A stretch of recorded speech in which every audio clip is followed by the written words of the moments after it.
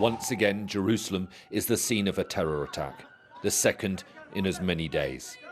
The latest happened in the central Palestinian neighbourhood of Silwan, yards from the old city.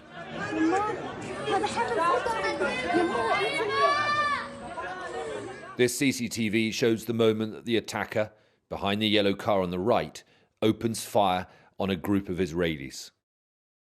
Two of them were armed and they returned fire, wounding and stopping the attacker, a 13-year-old boy. We have two civilians in critical condition. It is a father and a son. From what we know, the terrorist, like I said, is a 13-year-old from East Jerusalem. At this time, the terrorist himself is in the hospital. He was sent there by forces after they arrived at the scene. The government has reinforced the Israeli military in the West Bank and put more police onto the streets of Jerusalem. The atmosphere in the city is tense. Although the situation has been worsening for months, the violence until now has largely been outside of Jerusalem. But in the last 24 hours, it's come into the city, giving this a new and very worrying dynamic.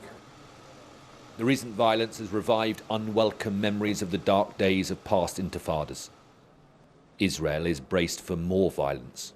This government promised us that give us security, just give us our security. That's it. Thank you so much. How does it feel now compared to back then? I feel bad. How do you think that I feel? No, compared to the past when you were in charge, does it feel very similar? It's not the same. I hope that will stop. I hope so. Israel's Prime Minister Benjamin Netanyahu faces a dilemma now.